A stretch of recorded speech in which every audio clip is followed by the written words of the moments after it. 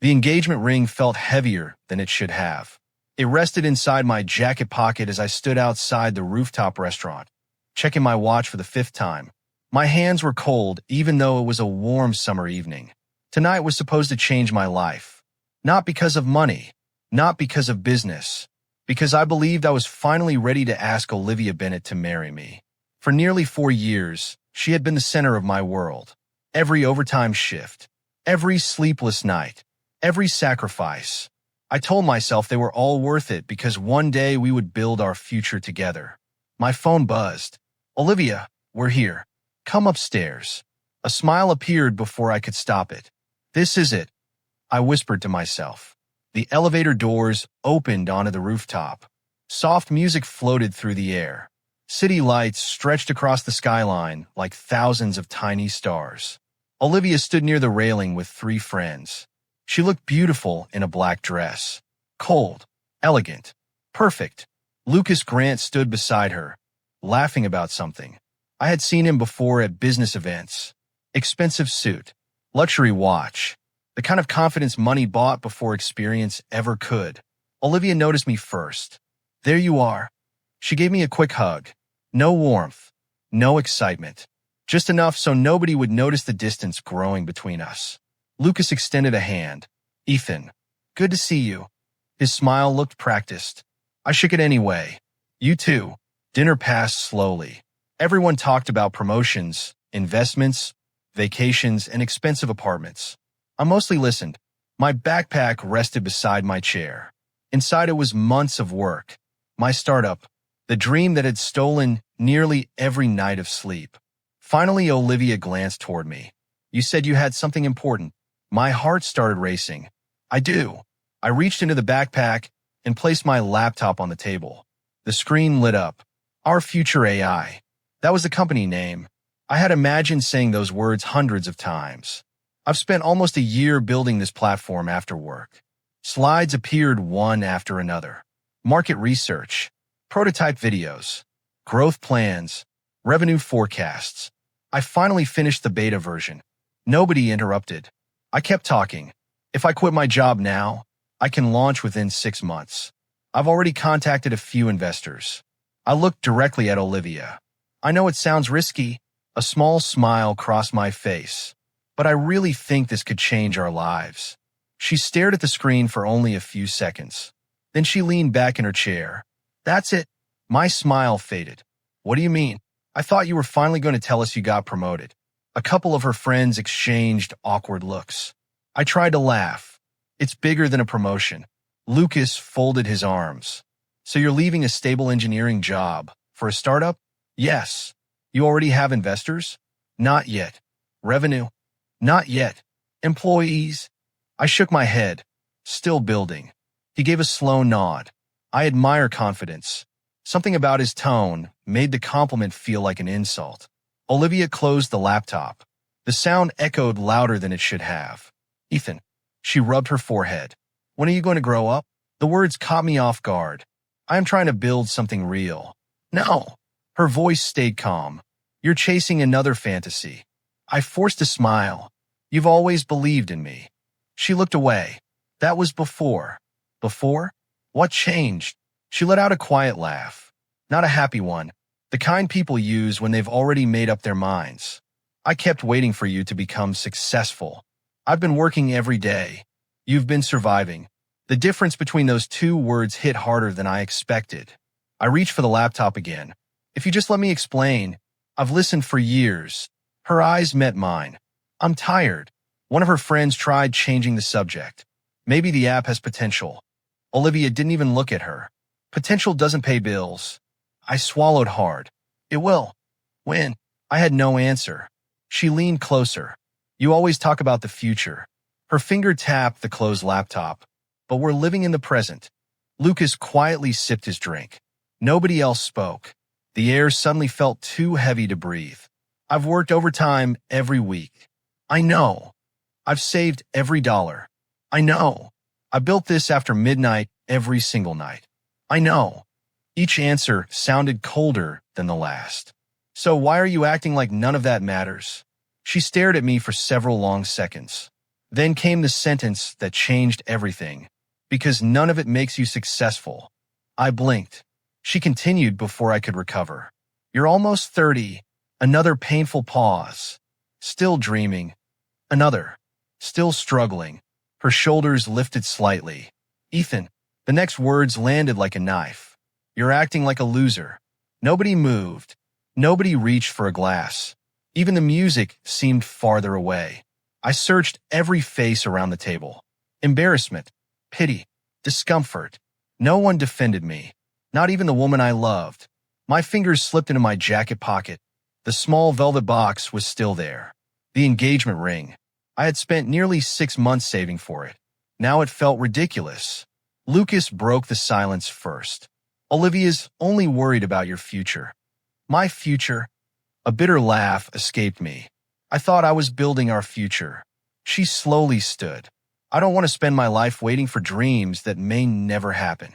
Every word sounded prepared, like she'd practiced this conversation before tonight. I need stability. I needed your support. I supported you for years. You stopped believing before I stopped trying.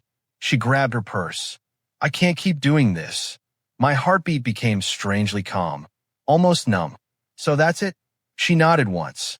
I think we both know this relationship has reached its end. Her friends quietly stood. Nobody looked me in the eyes. Lucas picked up his car keys. I'll drive everyone home. Olivia didn't object. That hurt more than anything. As they walked toward the elevator, she stopped for only a moment. I truly hope things work out for you. I wanted to ask one question. Did you ever really love me? The words never came. The elevator doors closed. She was gone. I stayed on the rooftop long after everyone else had left. The city lights hadn't changed. Only my world had. The walk home felt endless. Cars passed. People laughed outside restaurants. Couples held hands. Life continued as if nothing had happened.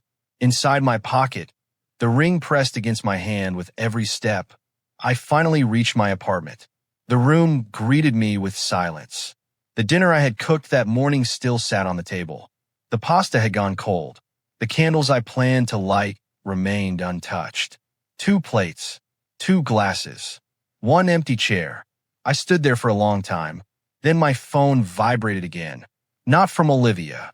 Work emails, bank notifications, spam messages. I opened our chat anyway. Dozens of messages, photos, plans, jokes, late-night dreams. The last message I had sent earlier that afternoon still showed 1 check mark. Tonight is going to be special. I can't wait. Unread. Maybe she had already decided to leave before she even arrived. I placed the engagement ring on the table beside the cold dinner. 2 dreams. Neither had a future anymore. That night I didn't cry. The pain went deeper than tears. I sat beside the window until sunrise, watching the city wake up without me. When the first light entered the room, I unlocked my phone one last time. My thumb rested over Olivia's name. A deep breath. Delete contact. Confirm. Gone. Next came another decision. I opened my work email. My resignation letter had already been sitting in drafts for weeks.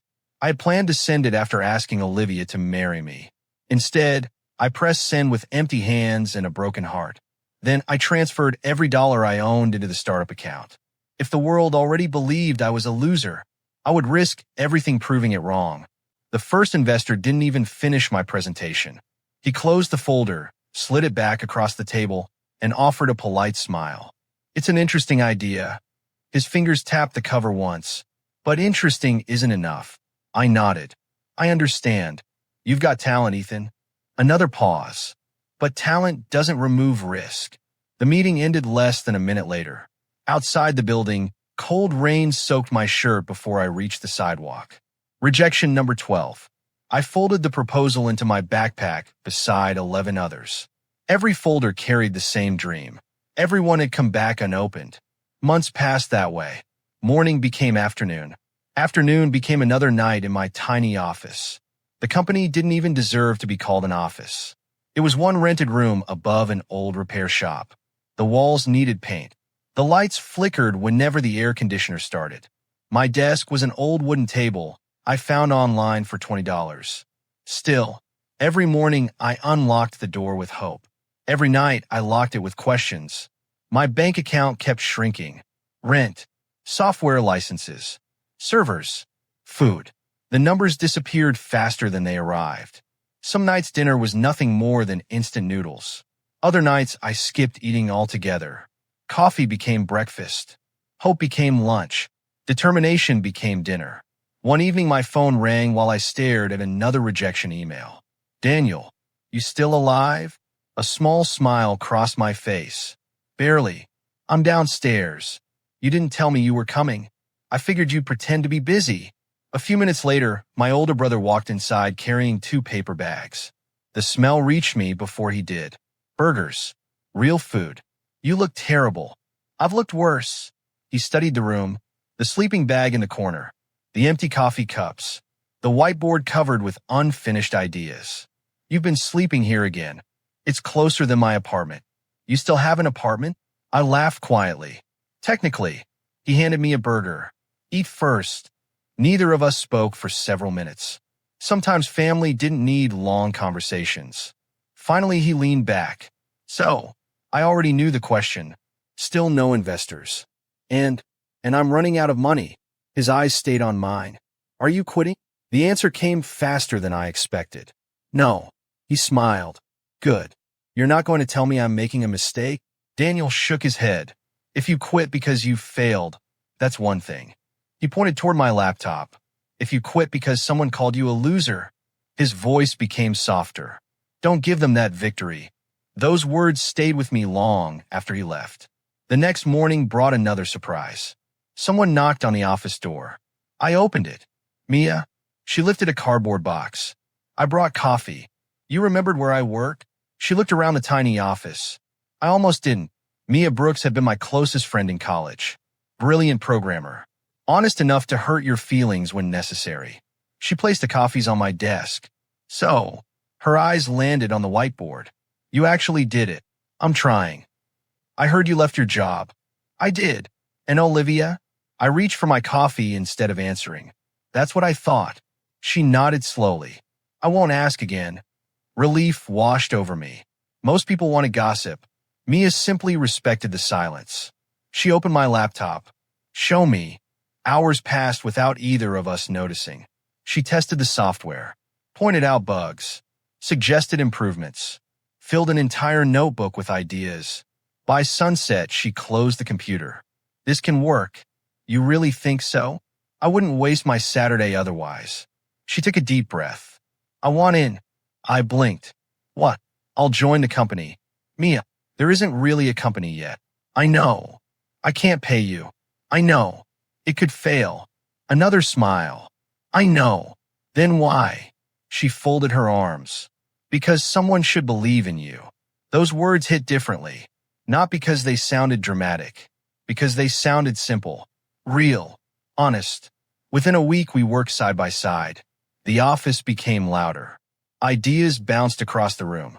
Arguments ended with laughter. Every improvement made the product stronger. For the first time in months, I stopped thinking about what I had lost. I started thinking about what I could build. Then reality arrived again. Bills. Rent. Server costs. One afternoon, I opened the company account. My stomach dropped. We had enough money for less than 3 weeks. I stared at the screen until Mia noticed. That bad. I turned the monitor toward her. She didn't panic. Didn't complain. She quietly opened her own banking app. What are you doing? She ignored the question. A minute later, my phone vibrated. Transfer received. $20,000. I froze. Mia. She pushed the phone back toward me. Now we've got a little more time. I stood so quickly my chair nearly fell. No. She frowned. No. I can't take your savings. You can. What if this fails? She smiled. Then I'll lose money. And I'll still sleep better knowing I believed in the right person. I couldn't speak. Nobody had ever trusted my dream that much. Not even me. A week later, we met another investor. Mr. Harrison. Older. Quiet. The kind of man who listened more than he talked. He watched our presentation from beginning to end. Then he turned toward me. You've invested your own savings? I have. Why? She didn't even look at me. Because I trust the man building it. The room became very still. Mr. Harrison closed the folder. I've spent 30 years investing. He smiled slightly. I've learned one thing. What? Products matter. He pointed toward us. People matter more. He offered his hand. I'd like to invest. I grabbed it before he could change his mind. It wasn't millions, but it was enough. Enough to survive. Enough to keep moving. Enough to believe. Months rolled forward. The software improved. New clients appeared. Small victories slowly replaced constant failures. One evening, I stopped by a grocery store after work.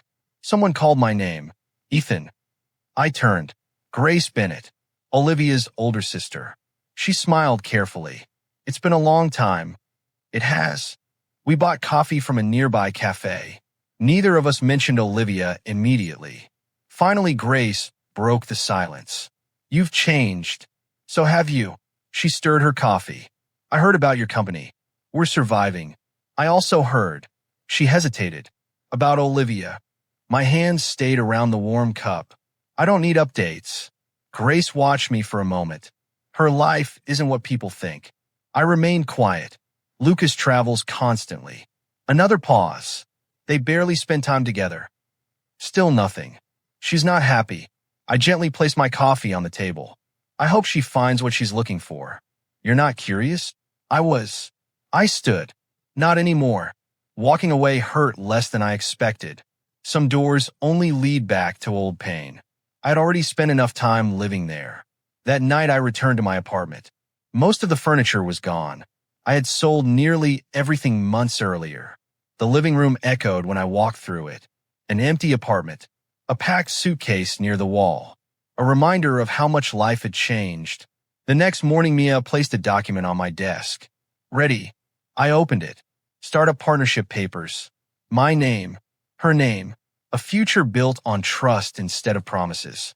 I signed first. She followed without hesitation. Neither of us celebrated. We simply got back to work. Because dreams weren't built with speeches. They were built one exhausting day at a time. Almost a year after Olivia walked away, my phone rang during another late night at the office. Unknown number. Mr. Carter? Speaking. This is Avalon Technologies. My heartbeat slowed. We've reviewed your platform. A brief pause. We'd like to discuss acquiring your company. I frowned. Acquiring. Our opening offer is $8 million. The room suddenly felt very small. Everything was about to change. 3 years can change a person's life. Sometimes they change everything except the memories. I adjusted my tie while standing backstage at the International Future Tech Conference. Thousands of people filled the auditorium. Large screens displayed my company logo above the stage. 3 years ago, I had been begging strangers to believe in an impossible dream. Today, reporters were waiting to hear me speak. A young event assistant hurried toward me. Mr. Carter, we're ready. I smiled. Let's do it. As I walked toward the stage entrance, my phone vibrated. A message from Mia. Don't overthink it. Just tell them the same story you told me in that tiny office. Another message appeared seconds later. And don't forget to breathe. A quiet laugh escaped me. I'll try. The lights dimmed. Music echoed across the auditorium. The announcer's voice filled the room. Please welcome the founder and CEO of FutureMind AI, Ethan Carter. Applause rolled through the crowd. Not polite applause. Real applause. The kind that comes after years of hard work nobody ever sees. I stepped onto the stage. Bright lights hid most of the audience. Only the first few rows were visible.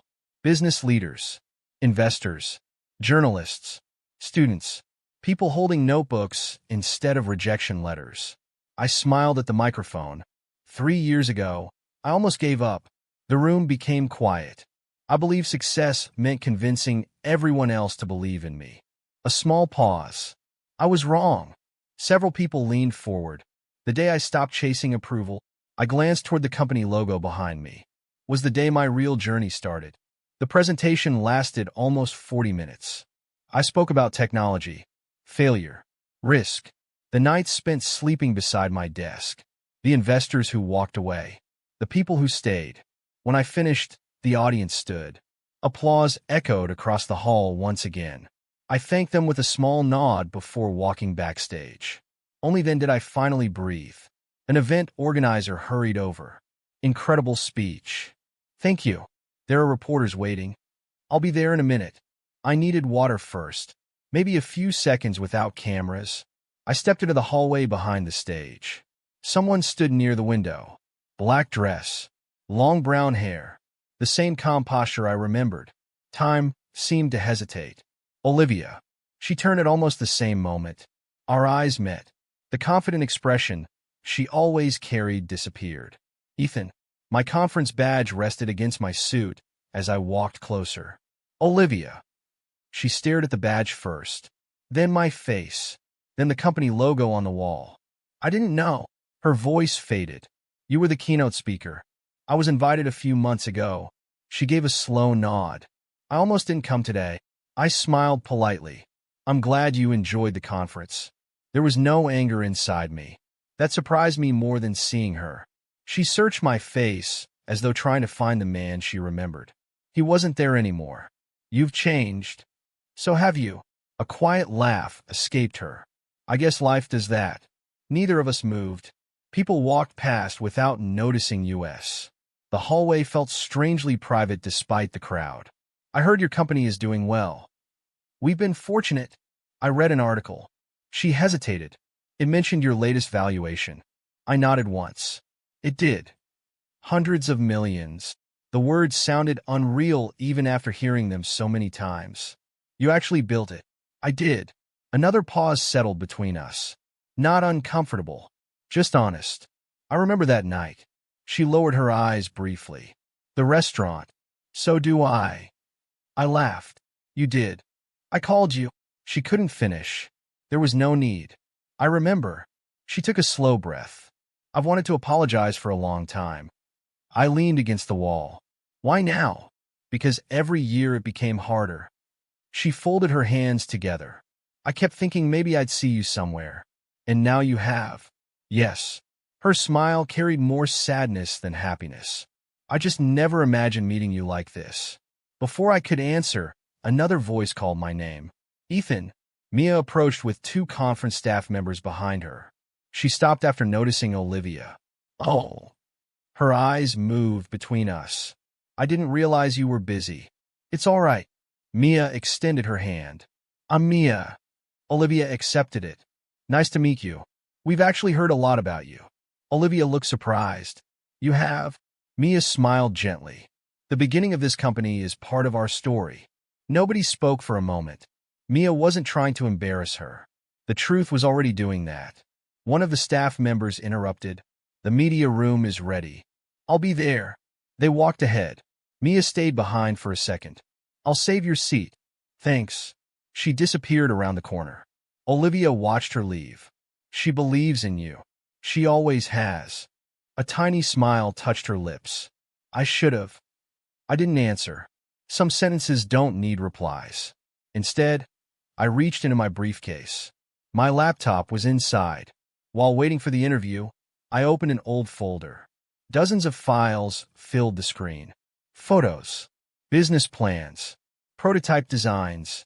One presentation stood out. Our future AI. The original pitch. The same one Olivia had laughed at. She noticed it immediately.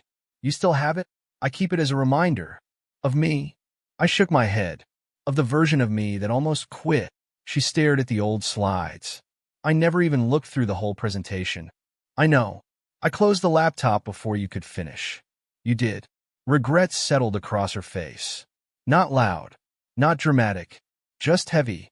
I thought I was protecting my future. Her fingers brushed the edge of the table.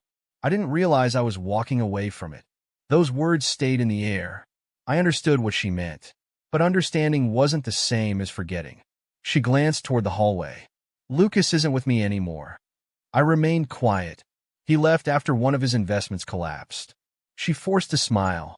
When money disappeared, another unfinished sentence. So did he. I'm sorry. She blinked. You're sorry? I wouldn't wish that on anyone. A tear almost escaped before she caught it. You really haven't changed? I have. She looked confused. I just don't enjoy watching people lose. Reporters entered the hallway looking for me. One waved. Mr. Carter, they're ready. I'll be there. I closed the laptop. Olivia stepped aside to let me pass. Ethan. I stopped. I'm proud of you. The words sounded real. No pride. No jealousy. Only regret. Thank you. Nothing more needed to be added. The interview lasted almost an hour. Questions about technology, expansion, global partnerships, future investments. Nobody asked about heartbreak. Success always edits the painful chapters. When evening finally arrived, I drove back to headquarters. The office building stood brighter than ever. Employees were leaving for the day. Some waved. Others congratulated me on the conference. I thanked each one. As I reached my office entrance, I noticed someone standing near the glass doors. She wasn't moving, just waiting. Olivia. The wind lifted a few strands of her hair. Her hands held something small, a familiar black velvet box. My steps slowed. She raised it carefully. I found this. The engagement ring. The same one I had left behind on that terrible night. I stared at it without speaking. Some memories never disappear. They simply wait for the moment they return. The ring rested between us. 3 years ago, I had hidden it inside my jacket, dreaming about forever. Now it sat inside Olivia's trembling hands like a memory neither of us could escape. I found it a few months after you left. Her fingers brushed across the velvet box. It was still sitting on your apartment table. I studied the ring without reaching for it. You kept it? A small nod. I couldn't throw it away. The evening air carried the sounds of traffic outside my office. People walked past us without realizing they were crossing the ending of someone's love story. I almost mailed it to you a dozen times. She gave a tired smile. I never had the courage. I finally accepted the small box. The metal felt colder than I remembered. So, she searched my face. Is there any chance we could start over? The question wasn't dramatic. It sounded quiet, careful, like someone already expecting the answer. Instead of speaking, I unlocked the office door. You can come in for a few minutes. She followed without another word. The office had changed since the early days. Glass walls, awards, large screens showing projects from around the world. Yet one thing remained exactly the same. My old wooden desk. The same $20 table from the tiny office above the repair shop. Olivia noticed it immediately. You kept this? It reminds me where everything started. She slowly walked closer. You could replace it with something better. I don't want something better. My hand rested on the old wood. I want to remember who I was. She understood. At least this time she did. Her eyes moved around the room until they stopped on a framed photograph lying face down near the bookshelf. She carefully picked it up. It was an old picture of us. College graduation. 2 people smiling as if life could never separate them. The glass frame was cracked. The photo itself had been removed. Only the empty frame remained. You took the picture out? I did. Why keep the frame? It reminds me that some memories deserve respect.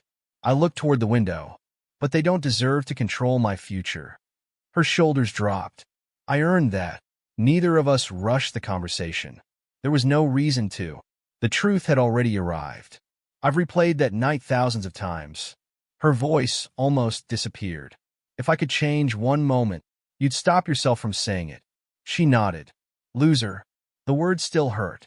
Not because of anger. Because I had believed it. I spent months wondering if you were right. She closed her eyes. I'm sorry. I know. No. She shook her head. You don't. She stepped closer. I wasn't trying to protect myself from your dream. A deep breath. I was protecting myself from my own fear. I stayed quiet. My parents spent my whole childhood reminding me that success was everything. She laughed bitterly. They measured people by money. Another pause. When I met Lucas, she looked down. He looked safe. He looked rich. Yes, the honesty surprised me. I convinced myself that choosing security meant choosing happiness. And a sad smile answered before words did. I was wrong. She slowly sat across from me. There wasn't a single day I stopped thinking about you. I didn't interrupt. Grace kept telling me I had made the biggest mistake of my life. Another shaky breath. I refused to listen. The office door opened. Grace herself stepped inside. She froze after seeing Olivia. I didn't realize. It's all right. Grace walked over carrying a folder. I only came to drop these off. She placed it on my desk before turning toward her sister. Maybe this is overdue. Olivia looked confused. Grace opened the folder. Inside were old photographs. Dozens of them. Birthday dinners. Road trips. Coffee shops. Beach sunsets. Every picture I thought had disappeared. You kept these? Grace smiled sadly. No. She turned toward Olivia. You did. Olivia lowered her head. I couldn't delete them. Grace continued. Every birthday you checked his company website.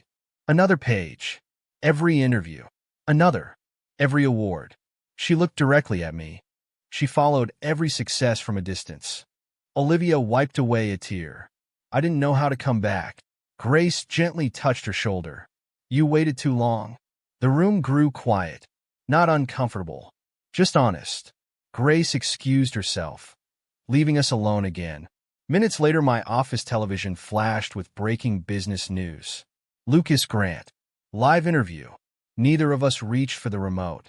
The reporter asked about his recent financial collapse. Lucas leaned toward the microphone. My biggest mistake wasn't the investment. He laughed without humor. It was believing powerful families would always protect me. The reporter mentioned Olivia. He didn't hesitate. Our relationship made business easier. Olivia's face turned pale. I never actually loved her. The interview continued. I loved what her family connections could do for me. He shrugged. When that disappeared, another careless smile. There wasn't much reason to stay. The screen went black as the interview ended. Olivia stared at the television without blinking. So that was all I was. I didn't celebrate. There was nothing satisfying about watching another person discover they had been used. Karma isn't as enjoyable as people imagine. She slowly turned toward me. You're not happy. No. You could laugh. I could. You could tell me I deserved it. I could. But I folded my hands together. It wouldn't change what happened. A tear slipped down her cheek. I destroyed us. No. She frowned. I destroyed us. I gently shook my head. You destroyed my trust. The words landed differently. You lost me long before today. Her breathing became uneven. Not because you chose Lucas. She waited. You lost me the night you called me a loser. The sentence stayed between us. Heavy. Impossible to escape. She covered her face for a moment. I understand. I don't hate you. I know. I hope you find peace. Her eyes became glossy again.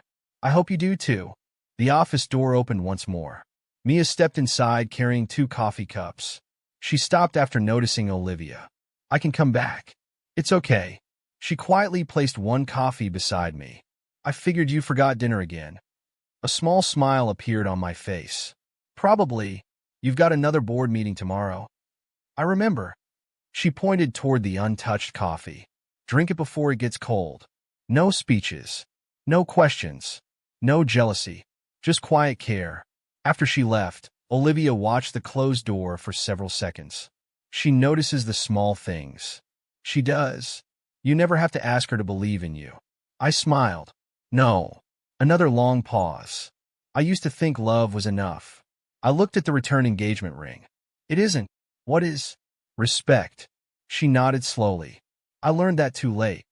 Night had completely fallen outside. She stood near the office door with one hand resting on the handle. I won't bother you again. I believed her. She reached for the door, then stopped. Without turning around, she asked one final question. If I had never called you a loser that night, her voice almost disappeared. Would you have married me? Months passed after Olivia walked out of my office. She kept her promise. No calls. No surprise visits. No messages waiting on my phone. Some endings don't need another conversation. They simply need time. Life became busy again. Our biggest project was finally ready. 3 years of research. Countless late nights. Hundreds of people working toward one goal. The product that had once existed only inside my old laptop was about to launch across the world. The morning of the event began before sunrise. I stood outside company headquarters with a cup of coffee. The city was still waking up. Orange light slowly covered the buildings. I smiled without realizing it. Years ago, I had watched a sunrise from a tiny apartment after losing the woman I loved. Today, I watched another sunrise before introducing the dream she never believed in. Life had a strange way of closing old circles. The front doors opened behind me. Mia stepped outside carrying 2 folders. I knew I'd find you here. You know me too well. She handed me 1 folder. Final schedule. I laughed. You've already memorized it. So have you. Neither of us opened the folders. She leaned against the railing beside me. Nervous? A little. Good. I raised an eyebrow. That's supposed to help? She smiled. It means this still matters. She was right. Success hadn't removed fear. It had simply given me better reasons to keep going. The event hall filled quickly. Employees, partners, investors, journalists, guests from different countries. Large screens displayed our company logo while cameras moved through the crowd. Daniel found me just before everything began. He pulled me into a hug. Proud of you. Thanks. He stepped back. Remember that tiny office? I'll never forget it. He laughed. I still remember bringing you burgers because you were too stubborn to eat. And you still remind me every chance you get. Someone has to. We both smiled. An event coordinator approached. They're ready. I nodded once. Let's do this. The stage lights came alive. Music echoed across the massive hall. Thousands of people stood and applauded as I walked toward the center. The sound was overwhelming, not because it fed my pride, because it reminded me how far I had traveled. I stopped at the microphone. For a moment, I didn't speak. Instead, I looked across the crowd. Faces filled every seat. Then, near the back of the room, I noticed someone standing quietly beside the exit. Olivia. She hadn't chosen one of the reserved seats. She stood where almost nobody would notice her. Our eyes met only for a second. She smiled. A small smile. Gentle. Peaceful. There was sadness inside it. But there was something else too. Acceptance. I returned my attention to the audience. When people see success, my voice echoed through the hall.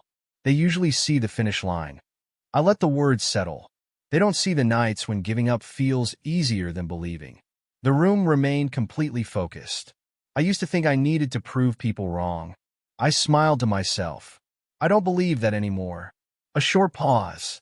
The person I wanted to make proud wasn't the one who doubted me. My hand rested on the podium. It was the younger version of myself who almost gave up. Applause spread across the hall. Not loud. Not immediate. It grew naturally. Real. After the presentation ended, people surrounded me. Photos. Handshakes. Interviews. Congratulations. Hours passed before the crowd slowly disappeared. The event hall became quiet again. Mia walked over carrying a small envelope. This was left at the front desk. She placed it in my hand. No name. She smiled gently. I think you already know. I looked toward the entrance. Olivia was gone. Only the envelope remained. I turned it over. Inside was the engagement ring. The same velvet box. The same promise that had never become reality. A folded handwritten letter rested beneath it. I stared at the paper for several seconds. Mia noticed. You don't have to read it now. I know. You don't have to read it at all. Another quiet smile. I know. She squeezed my shoulder before walking away. No pressure. No curiosity. She always knew when to stay close and when to give me space. Late that evening, I returned to my office. The building was almost empty. Celebration banners still hung in the lobby. Awards covered one wall. The old wooden desk remained exactly where it had always been. I placed the envelope on top of it. The room felt strangely peaceful. Slowly, I opened the velvet box. The ring reflected the soft light from the desk lamp. So many memories lived inside something so small. I unfolded the letter. Only the first line caught my eye. Thank you for loving me when I didn't know how to love anyone. I stopped reading, not because I was angry, because I didn't need the rest. Some words arrive after their moment has already passed. I carefully folded the letter again, opened the top drawer of my desk, placed the ring inside, placed the letter beside it. Then I quietly closed the drawer, not with anger, not with revenge, with peace. The past didn't disappear. It simply stopped asking to be carried every day. A soft knock came from the open office door. Mia stood there holding 2 cups of coffee. I figured today deserved something better than vending machine coffee. I laughed. You're spoiling me. I'll deny that if anyone asks. She handed me 1 cup. We walked toward the large window overlooking the city. Lights stretched across the skyline. Very different from the view outside my tiny apartment years ago. So, she sipped her coffee. What's next? I looked across the city. There was a time when I thought success was the destination. And now? Now I think it's just another beginning. She nodded. I was hoping you'd say that. I turned toward her. You stayed when there wasn't much reason to. There was always a reason. I couldn't even promise a salary. You promised honesty. She smiled. That was enough. Those simple words meant more than any award hanging downstairs. Respect, trust, quiet support. Everything I once begged for had entered my life without me chasing it. Weeks later, another news report appeared on television. Lucas had declared bankruptcy. His remaining companies had been sold. The expensive life he had protected so fiercely disappeared almost overnight. I watched for less than a minute before changing the channel. There was no satisfaction. Karma had already done its work. I didn't need to watch it. One evening, Grace sent a short message. Olivia moved to another city. She's starting over. She wanted me to tell you she's finally letting go. I read it once, then locked my phone. No reply was needed. Some goodbyes happened in complete silence. Months became another year. Our company continued growing. Life continued moving. One early morning, I stood outside headquarters again, the same place where I had watched the sunrise before our biggest launch. Warm light covered the streets. Employees slowly arrived. Mia joined me with 2 coffees, smiling before I even turned around. You've made this our tradition. I'm not complaining. We stood together, watching the city wake up. A younger employee hurried past us toward the entrance. He stopped halfway. Mr. Carter. Yes, I just wanted to thank you. His smile reminded me of my own years ago. This company changed my life. I shook his hand. I'm glad you're here. He walked inside. Mia glanced toward me. Still think you're a loser? A laugh escaped before I could stop it. Not anymore. The answer wasn't about money, or fame, or success. It was about finally believing in the man I had become. I took one last look at the sunrise before heading toward the entrance. Somewhere behind me, the past remained exactly where it belonged. The woman who once called me a loser had watched me become the man we once dreamed about together. This time, she was only a spectator. I didn't need her regret. I didn't need revenge. The greatest victory of my life wasn't building a company worth millions. It was learning that my value had never depended on someone else's belief.